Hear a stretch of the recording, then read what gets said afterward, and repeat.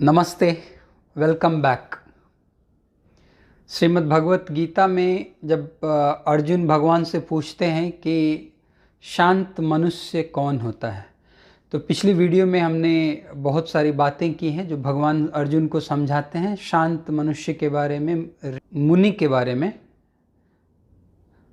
तो अध्याय 2 के श्लोक 54 में अर्जुन पूछते हैं, स्थिति प्रज्ञस्य का भाषा समाधिस्थस्य केशव, स्थितिधि किम प्रभासेत किमासीत व्रजेत किम। तो जैसे कि पिछले वीडियो में हम लोग बात किए थे कि कौन कौन से गुण होते हैं, भगवान बता रहे हैं शांत मनुष्य के, जो स्थिर बुद्धि वाला मनुष्य होता है। उसी के साथ साथ में ये एक श्लोक भी भगवान अर्जुन को बताते हैं। अध्याय 2 के श्लोक नंबर 70 में भगवान बताते हैं, आपूर्यमाणम अचलम प्रतिष्ठम समुद्रमापः प्रविशन्ति यद्वत् तद्वत् कामायम प्रविशन्ति सर्वे स शान्तिमाप्नोति न कामकामी।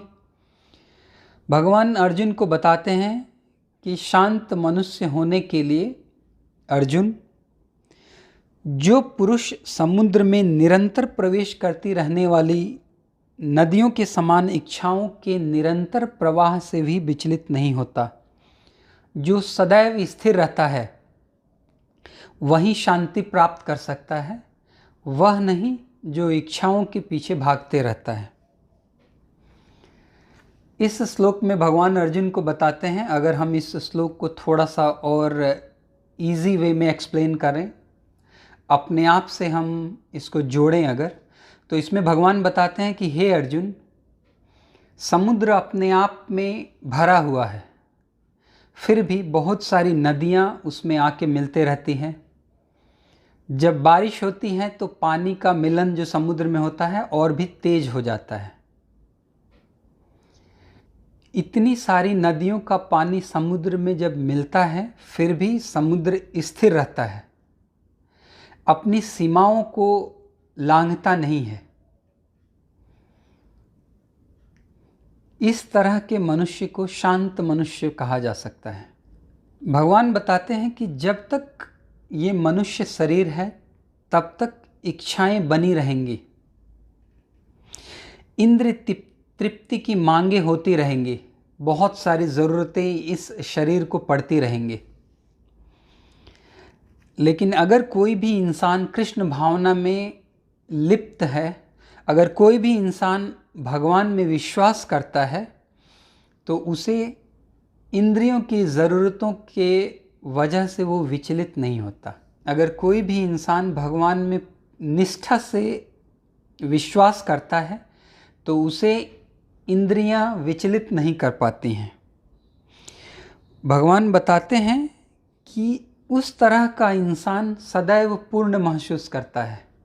वो ऐसा सोचता है कि ईश्वर ने जो भी कुछ उसे दिए हैं वो पर्याप्त है, और अपने काम में वो सदैव निरंतर बढ़ते जाता है। इंद्रियों की इच्छाओं की वजह से वो रंच मात्र भी विचलित नहीं होता है, क्योंकि उसे पता है कि ये जो इंद्रियां हैं, इनके पीछे भागते रहने से कभी मुक्ति मिलने वाली नहीं है। जो व्यक्ति ऐसा करने में समर्थ है, उसे तुम शांत और सुखी समझो।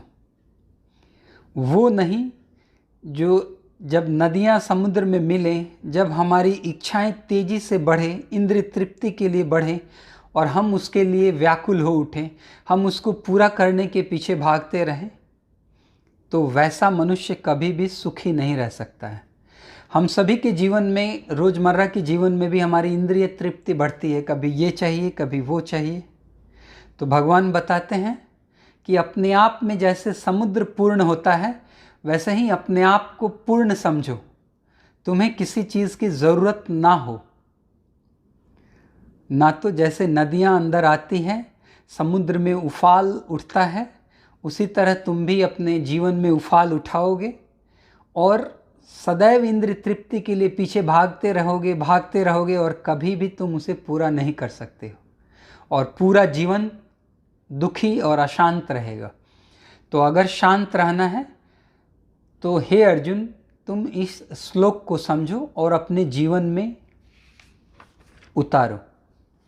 हमें भी इस श्लोक को अपने जीवन में उतारना चाहिए।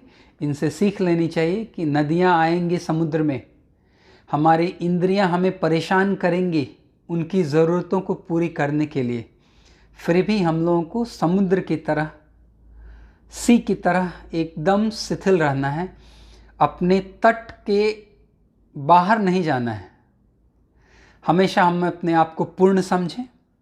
इसी श्लोक को भगवान कहते हैं, आपूर्यमाणम अचलम प्रतिष्ठा समुद्रमापः प्रविशन्ति यद्वत् तद्वत् कामायम प्रविशन्ति सर्वे सशान्तिमाप्नोति न कामकामी। नमस्ते, फिर मिलते हैं अगले वीडियो में।